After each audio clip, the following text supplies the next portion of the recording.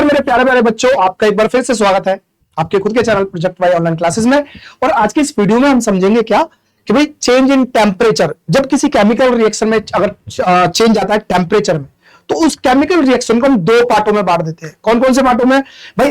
एक तो ऐसा होगा कि जहां पर टेम्परेचर देने की जरूरत पड़ेगी, या फिर यहां से टेम्परेचर निकलेगा ना, हीट निकलेगी या हीट देने की जरूरत पड़ेगी। इन दो पार्टों में बांट देते हैं और इन्हीं दोनों पार्टों को हम बोल सकते हैं कि एक्सोथर्मिक और एंडोथर्मिक रिएक्शंस, या हम कह सकते हैं ऊष्माक्षेपी और ऊष्माशोषी अभिक्रिया। दो अभिक्रिया होती है, हीट देने की जरूरत पड़े या हीट रिलीज हो जाए।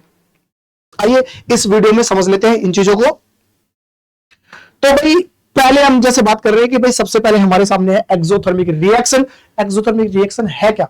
पहले तो अगर इसकी हिंदी समझे तो हिंदी क्या होगी भाई? इसकी होगी भाई ऊष्माक्षेपी अभिक्रिया। क्या होगी भाई?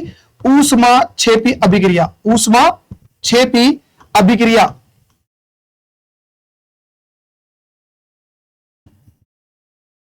ऊष्माक्षेपी अभिक्रिया, ठीक है। अच्छा, दूसरा, जब हम किसी होटल वगैरह में जाते हैं, ठीक है, तो वहां पर हमें एक बोर्ड दिखाई देता है। क्या दिखाई देता है? बोर्ड। तो हॉल में जाएं या होटल में जाएं, कहीं जाएं, तो वहां पर आपको एक एग्जिट नाम का बोर्ड दिखाई देता है कि हाँ कि ना। तो एग्जिट का मतलब क्या होता है? बाहर। क्या होता है? बाहर। तो बाहर है, यहां पर EX, इसी EX को यूज किया और यहां पर लिख दिया क्या भाई? एक्सोथर्मिक रिएक्शन में भी EX है। तो एग्जिट का EX और एक्सोथर्मिक का भी EX। इसका मतलब बाहर और इसका मतलब भी बाहर, लेकिन क्या? हीट। क्या? हीट। तो जब ऐसी रिएक्शन जिनमें से हीट रिलीज हो जाए, हीट बाहर आए, तो ऐसी रिएक्शन को हम क्या बोलेंगे भाई? ऐसी रिएक्शन को बोलेंगे हम क्या?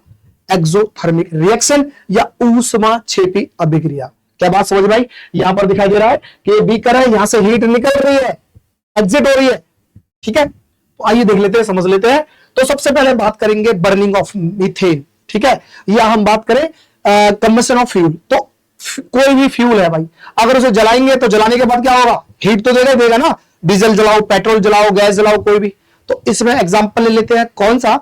मीथेन का। तो भैया मीथेन ले लेते हैं, CH4 जो कि गैस है, और इसे जलाएंगे तो ऑक्सीजन की प्रेजेंस में ही जलेगा भाई, क्योंकि जलाने के लिए भी ऑक्सीजन की जरूरत पड़ती है।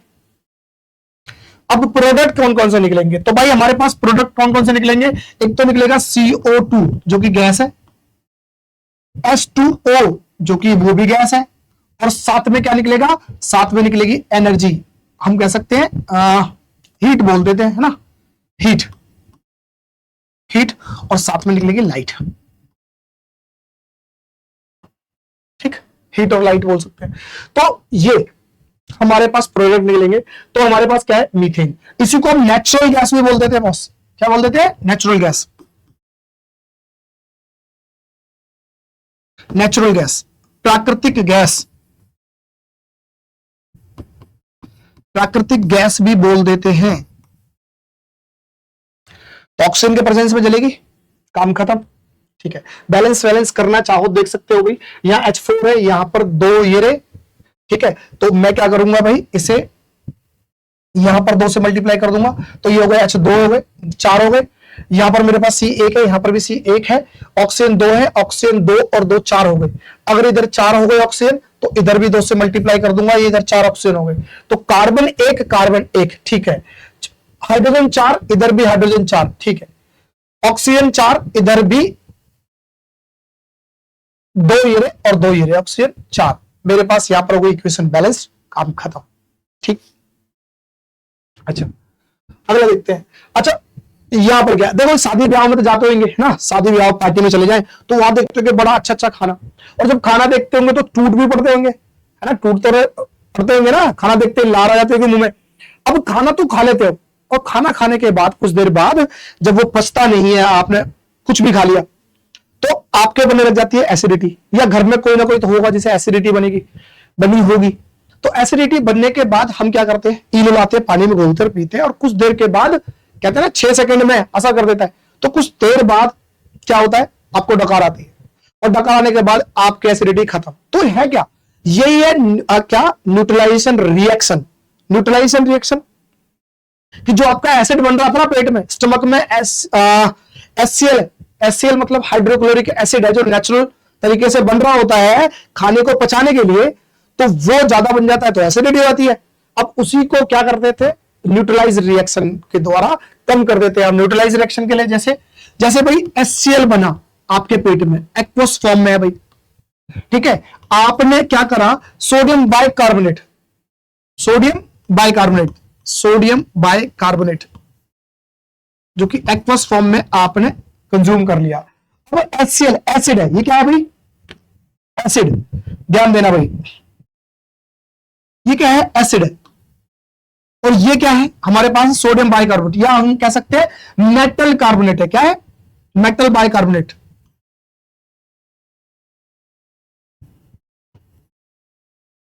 और याद करो हमने इससे पहले रिएक्शन कराई थी कि भाई एसिड जब भी रिएक्शन करेगा मेटल के बाइकार्बोनेट के साथ, तो हमारे पास प्रोडक्ट कौन कौन से बनेंगे, एक तो बनेगा सॉल्ट, दूसरा बनेगा वाटर, और तीसरा बनेगा कार्बन डाइऑक्साइड गैस।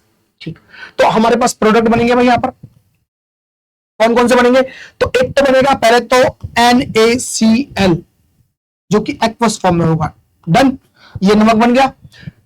अच्छा, दूसरा प्रोडक्ट बनेगा क्या, वाटर, लिक्विड फॉर्म में होगा, और तीसरा प्रोडक्ट बनेगा CO2 गैस, डन। तो ये हमारे पास प्रोडक्ट बनेंगे। अब CO2 जब डकार आते हैं ना, तो CO2 गैस बाहर निकल जाती है, और वहां क्या बन गया आपका, ये होता है सॉल्ट, ये सॉल्ट होता है, और ये न्यूट्रलाइजेशन रिएक्शन हो गई भाई, और न्यूट्रलाइजेशन रिएक्शन हो गई तो आपकी एसिडिटी खत्म। तो इनो में क्या पाया जाता है, इनो में हम कह सकते हैं कि सोडियम बाइकार्बोनेट पाया जाता है, जो एंटासिड के रूप में काम कर रहा होता है। ठीक, तो ये भी क्या है भाई, हम किस लिए पढ़ रहे थे, ये कि हम समझ सके कि भाई न्यूट्रलाइजेशन रिएक्शन क्या है, एक एक्सोथर्मिक रिएक्शन है, एक्सोथर्मिक रिएक्शन, ठीक है भाई, एक्सोथर्मिक रिएक्शन है, तो इसे समझ रहे थे। आगे देखें तो यह लिखा क्या भाई, क्या, रेस्पिरेशन, और हम ये पहले भी चर्चा कर चुके हैं कि respiration is an exothermic reaction, तो रेस्पिरेशन भी एक एक्सोथर्मिक रिएक्शन है। कैसे, समझ लेते हैं कि भाई मैंने खाया ग्लूकोज, है ना, C6H12 और O6, ये एक्वस फॉर्म में, अब सांस ली, ठीक, जो कि गैस के फॉर्म में था, अब रिएक्शन होगा, अब रिएक्शन होगा भाई, हमने ग्लूकोज खाया और ऑक्सीजन लिया, इसी को बोलते हैं ग्लाइकोलाइसिस या ब्रेकडाउन ऑफ ग्लूकोज। तो ग्लूकोज का ब्रेकडाउन होना बहुत जरूरी है, क्योंकि ग्लूकोज का ब्रेकडाउन होगा तभी आप जिंदा रह सकते हो, ग्लूकोज का ब्रेकडाउन नहीं होगा तो जिंदा भी नहीं रहोगे। क्यों नहीं रहोगे, समझ लेते हैं, क्योंकि यहां से निकलते हैं हमारे पास कुछ प्रोडक्ट, और वो क्या होते हैं, सबसे पहला हम गए तो भाई एक तो निकलेगा वाटर, ठीक है भाई, लिक्विड फॉर्म में, एक निकलेगा CO2 गैस, और निकलेगी एनर्जी, और निकलेगी हीट, ठीक है। अच्छा, ग्लूकोज, ये क्या है भाई, ग्लूकोज है, ग्लूकोज, ठीक, ये हमारे पास ऑक्सीजन, ये हमारे पास वाटर हो गया, carbon dioxide gas, carbon dioxide gas, और ये हमारे पास एनर्जी। अच्छा, एनर्जी निकलती है किसमें, एटीपी की फॉर्म में, एटीपी, कई बार पहले भी चर्चा कर चुके हैं। एटीपी मींस एडेनोसिन ट्राइफॉस्फेट, इसी को हम करेंसी ऑफ एनर्जी बोलते हैं, और ये हमारे शरीर में जो भी हम खा पी रहे हैं, मतलब हिल जुल रहे हैं, जो भी मैं बोल रहा हूं तुम वहां बैठ के सुन रहे हो, वो सारी की सारी एक्टिविटी हो रही है ना भाई, इसी के चक्कर में हो रही है, इसी एटीपी को यूज करके हो रहे हैं। तो हम जितनी ज्यादा एटीपी, हम जो कोई भी एक्सरसाइज करते हैं या कुछ भी कर रहे होते हैं, तो उसे एटीपी कंज्यूम कर रहे होते हैं। जिस तरह से जो गाड़ी है बिना किसी फ्यूल के नहीं चल सकती, उसी तरह से इंसान भी एटीपी का यूज बिना करे नहीं चल सकता बॉस। पानी, क्योंकि 70% से ज्यादा शरीर तो हमारा पानी से बना हुआ है, तो पानी तो यूज में ले लेते हैं। अब कौन सी चीजें जो हमें यूज में नहीं होती, कार्बन डाइऑक्साइड गैस, तो कार्बन डाइऑक्साइड गैस यूज में नहीं होती, और ये इसका प्रोडक्ट है। तो वो कार्बन डाइऑक्साइड गैस को क्या करते हैं हम, जब एक्सहेल करते हैं, जब सांस छोड़ते हैं, तो हम कार्बन डाइऑक्साइड छोड़ देते हैं, ये चीजें। अब एनर्जी तो हो गया, हीट क्या है, भाई यही कारण है कि जिंदा इंसान गर्म रहता है, मरने के बाद इंसान की बॉडी धीरे धीरे ठंडी पड़ जाती है। क्यों? क्योंकि जिंदा इंसान तो सांस ले रहा है ना, सांस ले रहा है तो कुछ खा भी रहा है, तो ग्लूकोज का ब्रेकडाउन हो रहा है, और ग्लूकोज का ब्रेकडाउन हो रहा है तो ये सारे प्रोडक्ट भी निकलेंगे, तो हीट भी निकलेगी, और हीट निकलेगी तो इंसान गर्म रहेगा। और मरने के बाद थोड़ी ले पाएगा भाई सांस नहीं ले पाएगा तो ये ग्लाइकोलाइसिस भी नहीं हो पाएगा, और ग्लाइकोलाइसिस भी नहीं हो पाएगा तो हीट भी नहीं निकलेगी। ठीक है? और हम इसे क्या बोलेंगे? हम बोल सकते हैं respiration is an exothermic reaction. ठीक है भाई? तो हम बोलते हैं थर्माइट रिएक्शन। अभी थर्माइट रिएक्शन क्या काम करता है भाई?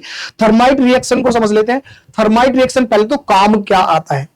तो थर्माइट रिएक्शन भाई बहुत ज्यादा हीट भी रिलीज कर रहा होता है, इसीलिए तो एक्सोथर्मिक रिएक्शन में पढ़ रहे हैं। ठीक है? एक्सोथर्मिक रिएक्शन में पढ़ रहे हैं। तो अब ये क्या है, जो आपने रेलवे ट्रैक देखेंगे ना, रेलवे ट्रैक जो रेलगाड़ी आती है उसके ट्रैक होंगे, तो उन ट्रैकों को जोड़ने के बीच जो गैप होता है, उनको जोड़ने के लिए जिस चीज की जरूरत पड़ती है हम उसी को बोलते हैं थर्माइट रिएक्शन। तो वो क्या होता है? आयरन ऑक्साइड, है ना, आयरन ऑक्साइड और एल्यूमिनियम का रिएक्शन होता है।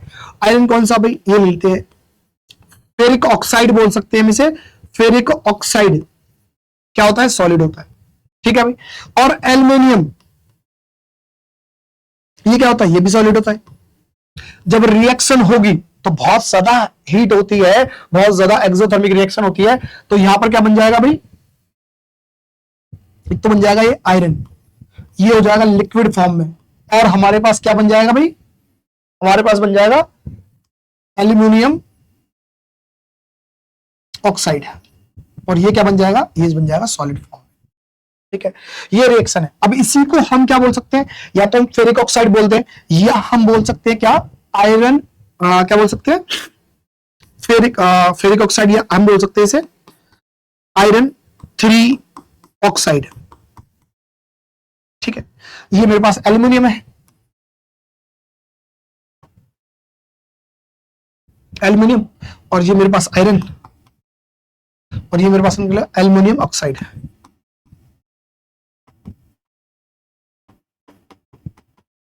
एल्यूमिनियम ऑक्साइड, समझ भाई? तो ये रिएक्शन कहां यूज होती है?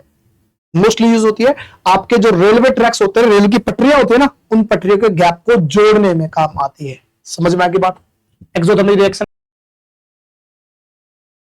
अब बात करते हैं एंडोथर्मिक रिएक्शन की। तो जिस तरह से हमने बात की कि भाई ऐसी रिएक्शन जहां पर हीट निकले, है ना, निकले, तो उस रिएक्शन को क्या बोलेंगे?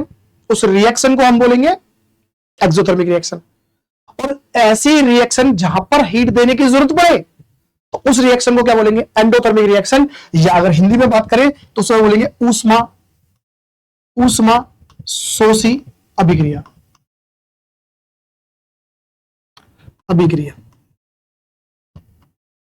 ठीक है भाई?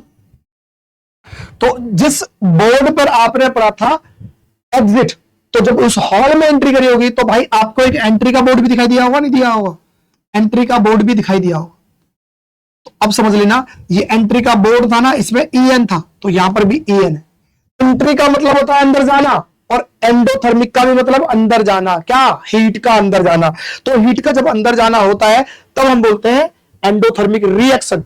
तो यहां पर भी हम एंडोथर्मिक रिएक्शन या ऊष्मा शोषी अभिक्रियाओं को समझ रहे हैं।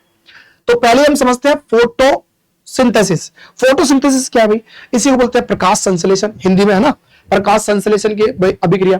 अब प्रकाश संश्लेषण होता क्या है भाई? पेड़ जो है ना, हरे पेड़ जो ग्रीन प्लांट्स होते हैं, वो अपना खाना खुद बना लेते हैं। तो खाना बनाने में जो प्रोसेस यूज होता है उसी को बोलते हैं फोटोसिंथेसिस। ये सबको पता है।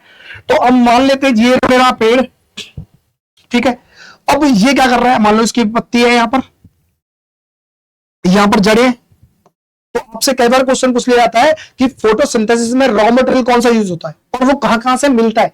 तो एक तो हमारे पास ये क्या है? जड़ें हैं, रूट है। ये क्या होगा भाई? रूट। तो रूट जमीन में है, तो जमीन से रूट के द्वारा, क्यों, है ना, तो ये क्या है? जाइलम। क्या है? किसके थ्रू? जाइलम के थ्रू जो रूट से पानी ऊपर जाता है, पानी ले गया, तो यहां पर हमें चाहिए क्या? वाटर। कहां से जा रहा है? रूट के थ्रू जा रहा है, जमीन से। ठीक है। और एटमॉस्फेयर था, उसमें मिल गया CO2। क्या मिल गया? CO2 gas. साथ में ग्रीन प्लांट। अब ग्रीन पत्तियां हैं तो ग्रीन पत्तियों से मिलता है क्लोरोफिल, क्लोरोफिल, ठीक है। और क्या भैया, अब ये सब होगा तब जब सूरज की रोशनी भी मिलेगी इन्हें, सूरज की रोशनी मिलेगी तभी जाके पॉसिबल। तो इसका मतलब हमारे पास रॉ मटेरियल कौन कौन से हो गए, एक तो हो गया हमारे पास क्या, वाटर, दूसरा कार्बन डाइऑक्साइड गैस। क्लोरोफिल की प्रेजेंस में सनलाइट की जरूरत होगी तब जाकर हमारे पास कुछ प्रोडक्ट निकलेंगे। तो ये तो समझ लेते हैं भाई। पहले तो मेरे पास क्या है, CO2 गैस, CO2 गैस है, कहां से मिलती है, एटमॉस्फेयर से। फिर दूसरा पानी लिया, और ये कहां से मिलेगा, ये मिलेगा मेरे कहां से, जड़ों से, ठीक है, जमीन में से। साथ में क्लोरोफिल, क्लोरोफिल ये क्या होती है, ये ग्रीन पार्ट्स में होती है भाई, प्लांट के ग्रीन जो पार्ट होगा क्लोरोफिल, और सनलाइट भी, ये तो सन से मिलेगी मिलेगी। अब हमारे पास जो प्रोडक्ट आएंगे वो कौन कौन से प्रोडक्ट आएंगे वो देख लेते हैं। तो कौन कौन सा निकलेगा, एक तो निकलेगा C6H12O6, ये एक्वस फॉर्म में क्या है, ग्लूकोज है। और क्या निकलेगा भाई, और निकलेगा हमारे पास क्या, ऑक्सीजन, ये क्या है, गैस है, ठीक है। तो प्लांट अपना खाना तो बनाते बनाते हैं, लेकिन हमें जिंदा रखने के लिए भी दे देते हैं भाई साहब ऑक्सीजन। ऑक्सीजन जब ये खाना बनाएंगे तो ऑक्सीजन छोड़ेंगे, और ऑक्सीजन छोड़ेंगे तो उस ऑक्सीजन को लेकर हम जिंदा रह लेते हैं। बात समझ में आई। तो अब इसे बैलेंस करना चाहो तो बैलेंस कर सकते हो। जैसे यहां पर है कितना, C1 है, कार्बन 1 है, और यहां तो कार्बन 6, तो इसे क्या कर सकते हैं भाई, इसे मैं 6 से मल्टीप्लाई कर दूं, ठीक है। अब कार्बन 6 हो गए, ठीक। यहां पर हाइड्रोजन देखो, हाइड्रोजन कितने हैं, 2 है, और यहां हाइड्रोजन कितने हैं, 12 है, तो मैं इसे भी 6 से मल्टीप्लाई कर दूं, तो हाइड्रोजन हो गए 12, इधर हाइड्रोजन 12, कार्बन 12, वो कार्बन 6, कार्बन 6, कोई दिक्कत नहीं। ऑक्सीजन देख लेते हैं, यहां पर 6 दूनी 12, 6 दूनी 12 ऑक्सीजन इधर हो गए, और 6 ये रहे, 18 ऑक्सीजन इधर हो गए। इधर देखते हैं भाई, ये रहे 6, अब यहां पर क्या है, यहां 6 है, तो मैं 6 से इसे मल्टीप्लाई कर देता हूं, 6 दूनी 12, और 6 ये रहे 18, इधर भी 18 ऑक्सीजन हो गए, तो इसका मतलब मेरी इक्वेशन बैलेंस हो गई, ठीक है। तो इन्हें लिखना चाहो लिख सकते हैं, ये लिख सकते हैं कार्बन डाइऑक्साइड गैस,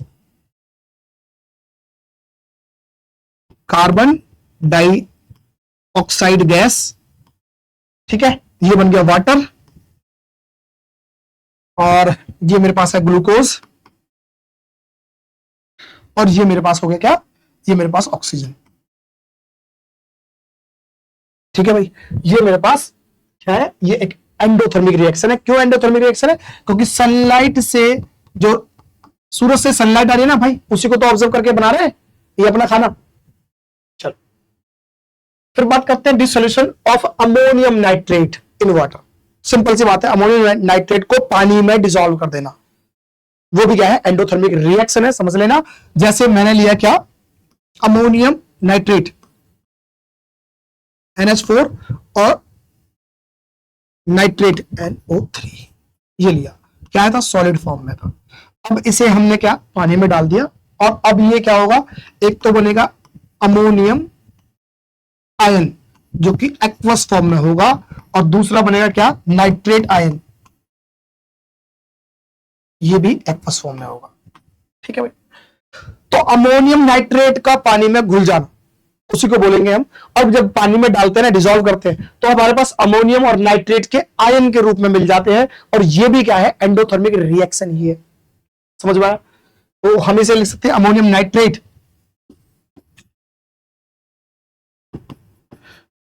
नाइट्रेट, और यहां पर है अमोनियम आयंस,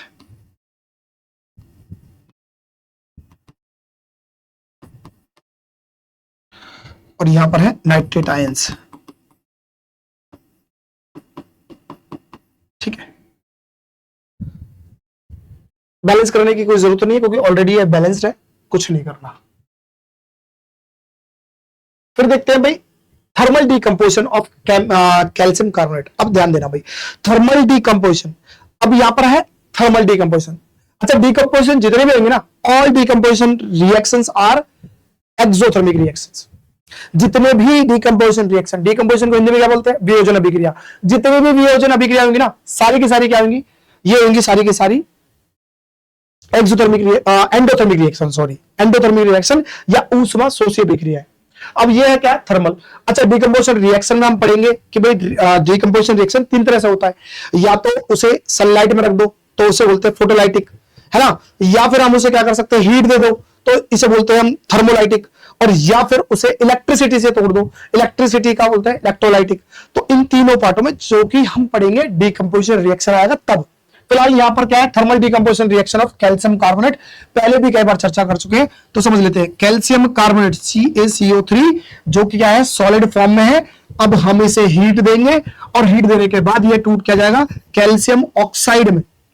ठीक है भाई, सॉलिड है, और ये क्या है हमारे पास, कार्बन डाइऑक्साइड, ये गैस फॉर्म में आ जाएगा। इसे बैलेंस करने के लिए कर सकते हैं, तो देखते हैं भाई, ऑलरेडी ये बैलेंस है, कैल्शियम एक है, कैल्शियम एक है, कार्बन एक है, कार्बन एक है, और यहाँ ऑक्सीजन कितने हैं भाई, 3 है, ये 2 हीरे 1 हीरा, काम खत्म।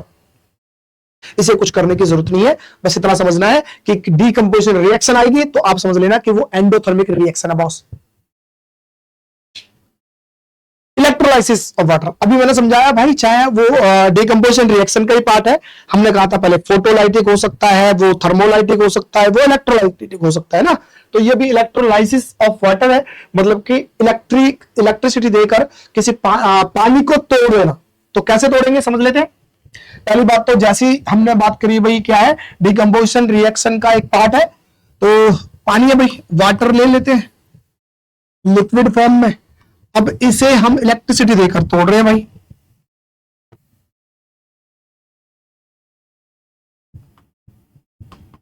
इलेक्ट्रिसिटी दी और अब तोड़ दिया इसे किसमें, एक तो तोड़ दिया हमने H2 गैस में, किसमें, H2 गैस में, और दूसरा तोड़ दिया हमने किसमें, ऑक्सीजन गैस में।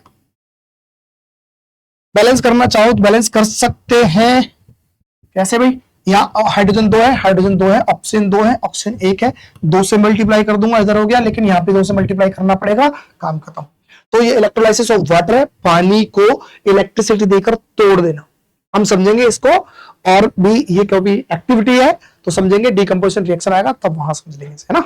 तो उम्मीद करता हूं आज की वीडियो में समझाने की कोशिश किया भाई कि भाई चेंज इन टेम्परेचर पे यहाँ पर हम 2 पार्टों में बांट सकते हैं किसी भी रिएक्शन को, या तो वहां से हीट निकलेगी उसे बोलेंगे एक्सोथर्मिक रिएक्शन, और जहां हीट देने की जरूरत पड़ेगी उसे बोलेंगे एंडोथर्मिक रिएक्शन। और उम्मीद करता हूं कि आपको चीजें समझ में आ गई होंगी। फिर भी अगर कहीं पर भी कोई डाउट लगता है तो कमेंट में जरूर करें, मैं खुद कमेंट पढ़ता हूं भाई, रिप्लाई भी जरूर करूंगा। ठीक है, मिलते हैं नेक्स्ट वीडियो में, तब तक लिए मस्त रहो, पढ़ते रहो, थैंक यू।